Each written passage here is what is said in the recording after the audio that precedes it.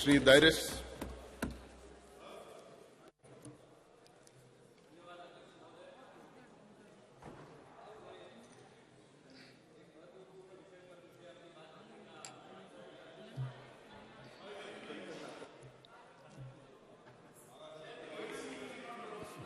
Not working.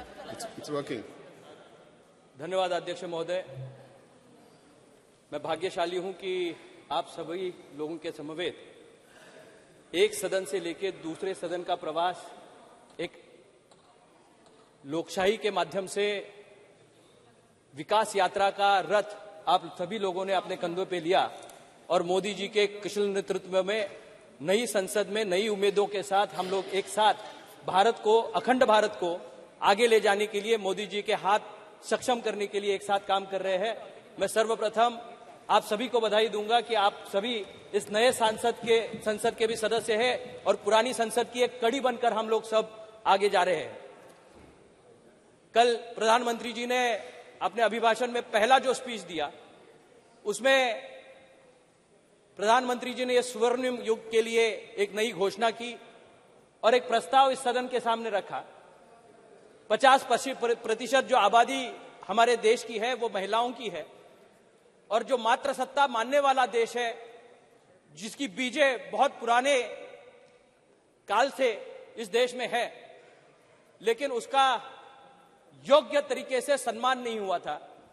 आज भारत के लोकप्रिय प्रधानमंत्री जी ने इस वास्तव को ध्यान में रखते हुए अगर देश को आगे ले जाना है तो महिलाओं का सहभाग या उनका कंट्रीब्यूशन इस देश के होने वाले विकास में समानता से होना चाहिए। इसलिए उन्होंने जो एक पहल की है उसका मैं मेरी पार्टी की ओर से पहले समर्थन करता हूं और उस पार्टी की ओर से, शिवसेना पार्टी की ओर से माननीय प्रधानमंत्री जी का अभिनंदन करता हूं।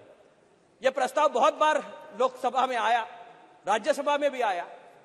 सिर्फ प्रस्ताव आने से वो मंजूर नहीं होता, उसके लिए बहुमत की जरूरत होती है और ये पहली सरकार है पूर्ण बहुमत के साथ इस प्रस्ताव को इस सदन में लाई है जिसके माध्यम से ये पारित भी हो जाएगा।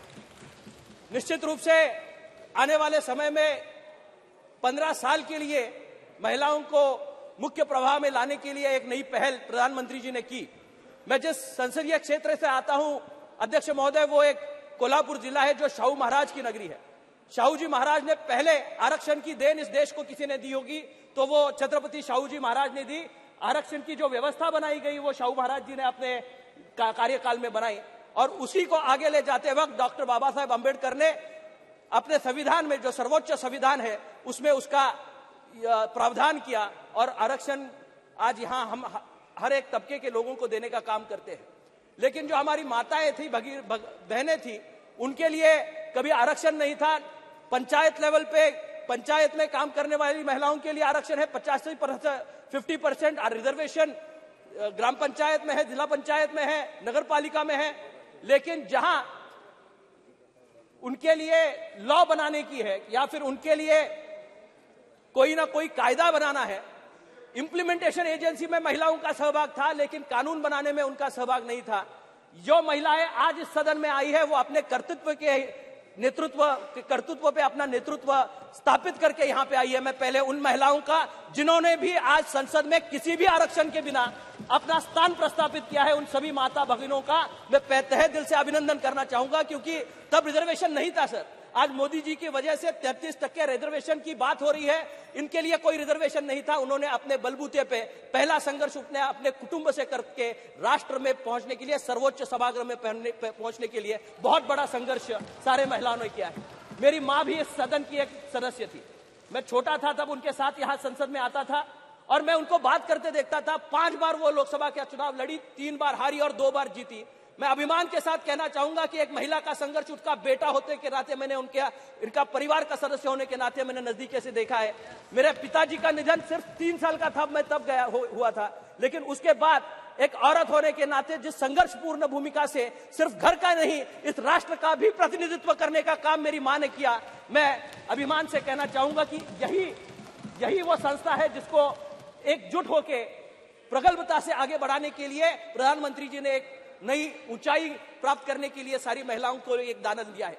मैं जिस जिले से आता हूं वो तारा रानी का जिला है। रानी लक्ष्मीबाई हो, तारा रानी हो, झांसी जी की रानी हो, कितनी तो रानियां हैं जिन्होंने इस देश में अपना अस्तित्व, राज्य अपने बलबूते प्रस्थापित किया, लेकिन आरक्षण की इस देन की वजह से सिर्फ महिलाओं को इसका उत्कर्ष करने की कारण नहीं है। जब मैं कल इसका विवेचन प्रधानमंत्री जी कर रहे हैं तो बहुत लोगों को शंका आने लगी, सबसे ज्यादा पुरुष लोग डर गए। अभी क्या होगा, आरक्षण आया तो क्या होगा, कल की बात क्या होगी। 33% आरक्षण आने के बाद बहुत लोगों ने अपनी बीवियों का नाम सोचना शुरू कर दिया, बहुत लोगों ने अपने बच्चों का नाम सोचना शुरू कर दिया। लेकिन ये आरक्षण अपने बीवी बच्चों के लिए नहीं है, वो बच्चों के लिए है जो कभी इस सदन में आ नहीं पाए, वो जिला परिषद पंचायत में सीखने वाले बच्चों के लिए है। हमारे बच्चे कहीं भी कर लेंगे, लेकिन उन बच्चों का भविष्य बनाने के लिए मोदी जी ने यह निर्णय लिया और निश्चित रूप से उन बच्चियों का भविष्य इस समृद्ध भारत का हिस्सा होने में यहाँ उनका योगदान होने वाला है। मैं मोदी जी का अभिनंदन करते हुए इस प्रस्ताव का समर्थन अपनी पार्टी से जरूर करूंगा। तारा रानी भी एक ऐसी रानी थी जो अंग्रेजों के खिलाफ लड़ी थी, जो अंग्रेजों के खिलाफ लड़ी भी और अपना स्वराज्य करने के लिए मुगलों के खिलाफ लड़ी और निश्चित रूप से स्वराज्य का रक्षण उसने किया। जब जब परिस्थिति आती है तो महिला संरक्षण की भूमिका में आती है। नम्रता उनके पास है, ममता उनके पास है, उनके पास विजन है और न्याय की भूमिका से जब वो आती है, एक माँ की भूमिका से जो आती है, इस भारत को हम लोग माता कहते हैं और इस माँ भारती की सेवा के लिए उसकी बेटियां आज भारत की इस सबसे बड़े सभागृह में आने वाली है। उनके स्वागत के लिए संसद निश्चित रूप से आगे बढ़ेगी और हम जैसे जो लोग हैं इसके समर्थन में खड़े हैं। मैं अपनी पार्टी की ओर से इस बिल का समर्थन करते हुए अपने शब्दों को विराम देता हूं। बहुत बहुत धन्यवाद।